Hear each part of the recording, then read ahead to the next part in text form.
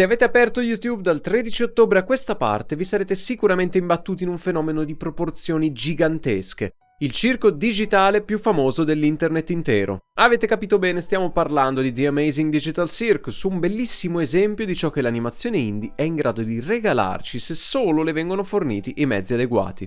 Ma cos'è The Amazing Digital Circus? Perché sta facendo tanto scalpore e soprattutto cosa si nasconde dietro quella facciata allegra e colorata? Prima di addentrarci nella tenda, parliamo un momento della creatrice dello show, Gooseworks. Per molti potrebbe sembrare spuntata fuori dal nulla, ma in realtà abbiamo già visto alcuni suoi contributi in serie che conosciamo benissimo. Per citarne due fra le tante, sappiate che Goose ha contribuito a scrivere la colonna sonora di Hazbin Hotel ed Hell of a Boss.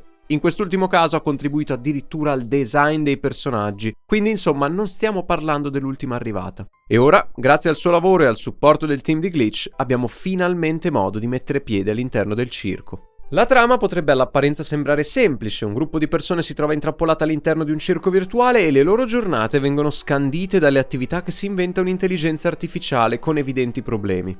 Fin qui tutto bene, ma un giorno arriva un nuovo ospite, una coloratissima ragazza con un costume da jester degno di Pandemonium. La poveretta non ricorda nulla se non il fatto di aver indossato un visore ed essersi ritrovata all'interno del mondo digitale.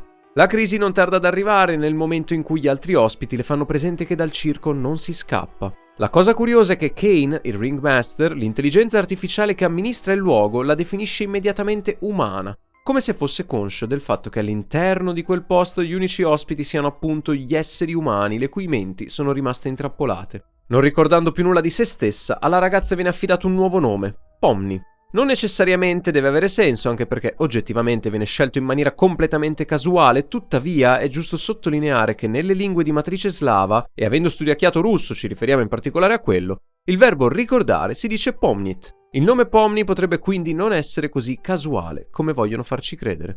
Ma torniamo al nostro circo. Una volta superata tra virgolette la prima crisi, Pomni viene portata da Kane a fare un piccolo tour del mondo in cui si trovano.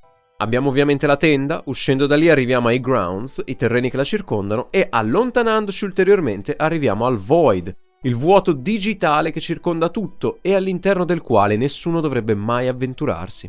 Durante il tour Pomni nota una porta con la scritta Exit, ma quando in mezzo agli altri chiede informazioni in merito, nessuno sembra conoscerla se non un certo Kaufmo, che cercandola però pare essere giunto alla pazzia. Kane semplicemente finge che non esista alcuna via d'uscita e anzi coinvolge tutti in una delle sue attività per passare il tempo. La tenda è stata invasa dai Gloinks e tocca proprio ai residenti occuparsi della loro cattura. L'unico effettivamente entusiasta della cosa sembra proprio Kane, poiché gli altri non sembrano in vena di mettersi in gioco. Gooseworks in questo breve frangente ha fatto un ottimo lavoro di caratterizzazione dei personaggi, abbiamo già conosciuto praticamente tutti, abbiamo già avuto un breve, seppur importante esempio del carattere di ciascuno. Abbiamo Jax, un apatico coniglio ispirato, a detta dell'autrice, al protagonista di Poppy the Performer, serie giapponese andata in onda tra il 2000 e il 2001. Ragatha, palesemente ispirata all'iconica Raggedy Ann. Nel circo è un personaggio positivo, relativamente passivo e che purtroppo passa un brutto quarto d'ora nell'arco dell'episodio. Abbiamo poi Gangle, un corpo composto da fiocchi rossi che indossa due maschere, una per la commedia e una per la tragedia. La maschera della commedia nel corso dell'episodio si rompe più volte, facendoci capire che uno stato d'animo felice sia molto più fragile e che spesso la tristezza possa prendere il sopravvento. Kinger, un vero e proprio re di un set di scacchi, che tuttavia ormai è molto anziano, è uno dei personaggi presenti da più tempo all'interno del circo. In parole povere è a un passo dalla demenza, ma l'abbiamo trovato simpatico. Il gruppo si chiude poi con Zubul, personaggio dalla forma completamente astratta, che l'autrice ha dichiarato essere ispirato ad alcuni giocattoli degli anni 90. Non c'è molto da dire per il momento su di lei, se non che non abbia palesemente voglia di vivere. La sua apatia è però diversa da quella di Jax. Lei non sembra essere pungente quanto lui. Ci sarebbe poi anche Kaufmo, un clown che semplicemente non fa ridere e che durante la puntata non appare mai nella forma che ci viene mostrata durante la sigla di apertura. Vi riveliamo una piccola curiosità su di lui. Prima che Gooseworks creasse Jax, doveva essere presente insieme agli altri, ma si è deciso in seguito di eliminarlo proprio per dare più spazio al coniglio, che è finito con il diventare il personaggio preferito della creatrice. Kaufmo tuttavia è presente all'interno dell'episodio, però ci viene spiegato che si è astratto. Vale a dire che la sua mente ha ceduto a tal punto da essere diventato una sorta di anomalia. L'astrazione è quanto di più vicino ci possa essere al concetto di morte in questo mondo, poiché si tratta di un cedimento mentale, e la mente, a quanto pare, è l'unica cosa in grado di tenere in vita gli occupanti del circo. Kaufmo era ossessionato dall'idea di potersene andare, così ossessionato dall'essere arrivato ad un punto di rottura nel momento in cui non è più riuscito ad accettare l'idea di dover restare lì per sempre. Il gruppo, ancora all'oscuro della sorte del clown, si divide quindi in due gruppi. Gamble e Kingster si dedicano alla cattura dei Gloinks, mentre Jax, Ponmi e Ragatha vanno alla ricerca di Kaufmo. Qui abbiamo uno dei primi spaccati sulla lore del circo. Mentre procedono alla ricerca del clown, ci viene mostrato un corridoio su cui si affacciano le stanze dei personaggi. Veniamo a scoprire tuttavia che coloro che vediamo non sono gli unici residenti. Il circo ha visto anche altri occupanti prima di loro, che tuttavia non sono più presenti. Su di loro è impressa un'enorme X rossa, proprio per comunicarci, a scanso di equivoci, che sono stati eliminati, anche se ancora dobbiamo scoprire come. I tre si imbattono infine in Kaufmo, che ormai, in seguito all'astrazione, è diventato una bestia nera sul cui corpo sono presenti una quantità indefinita di occhi. Jax fugge immediatamente. Ragatha invece tenta di instaurare un dialogo, ma sfortunatamente viene presa e sbattuta ovunque dal mostro impazzito. Non subisce tuttavia delle ferite vere e proprie. Il contatto con Kaufmo però la porta a glitchare vistosamente. Pomni tenta di salvarla, ma non appena la tocca anche la sua mano subisce dei glitch. L'unica alternativa quindi è fuggire e cercare Kane, il solo che può guarire Ragatha. Comincia quindi la ricerca da parte di Ponmi. Kane però non si trova. In compenso però Ponmi si imbatte nuovamente in quella che sembra la porta d'uscita. Neanche a dirlo, la prima cosa che fa è entrare, ma non appena varcata la soglia cambia tutto. Dal coloratissimo circo ci ritroviamo in una serie di stanze che sembrano a tutti gli effetti delle backrooms. Ponmi non fa altro che avanzare, porta dopo porta, arrivando infine all'interno di quello che pare essere un ufficio. Qui i suoi occhi si posano su una scrivania con un computer acceso. Su di essa è appoggiato un visore per la realtà virtuale, proprio come quello che Ponmi cercava di togliersi all'inizio dell'episodio, senza successo. Dopo averlo osservato, viene colta da una risata isterica. E giustamente, insomma, fossimo stati al suo posto, probabilmente saremmo impazziti molto prima. La telecamera però, prima di seguire Ponmi nell'apertura dell'ultima porta, si sposta per mostrarci un logo presente sulle pareti, C&A, ma su questo torneremo più tardi. La ragazza, dopo l'ultimo corridoio, riesce infine ad aprire l'ultima porta che la separa dal Void, all'interno del quale semplicemente cade in una sorta di trance. Ed è proprio a questo punto che Kane, impegnato a mangiare insieme a Bubble, riceve una notifica sul suo walkie-watch che gli segnala l'entrata di qualcuno all'interno del Void. Istantaneamente si teletrasporta, raggiunge Ponmi e la riporta indietro.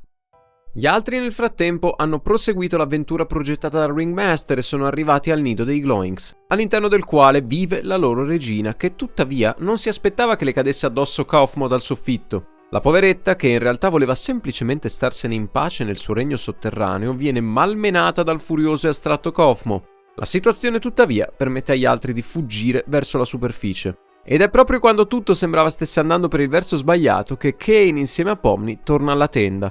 Gli viene riferito di Kaufmo e lui, semplicemente schioccando le dita, lo teletrasporta dinanzi a sé e lo sposta in quella che lui definisce cantina.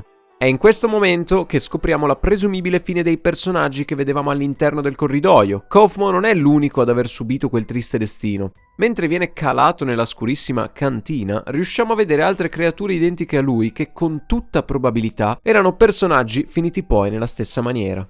L'episodio si conclude con un festoso banchetto, anche se Pomni, una volta tornata dal Void, sembra essere costantemente scioccata. Da quando Kane l'ha riportata indietro non dice una parola e non ha alcuna reazione. Tutto ciò che fa è imporsi un sorriso durante il banchetto, il sorriso tuttavia di chi scende a patti con la follia, non potendo fare altro per tirarsi fuori da quella situazione.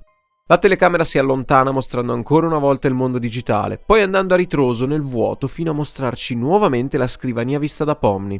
Questa volta però è diversa, ora siamo tornati nel mondo reale. L'illuminazione è naturale, il set tuttavia è lo stesso, le cose sono disposte nello stesso modo, quel visore è sempre lì e il computer è acceso. Nessuno è fisicamente seduto lì, ma quella è a tutti gli effetti una delle entrate che ha condotto qualcuno al mondo digitale. Sull'ipotetico come ci arriveremo poi.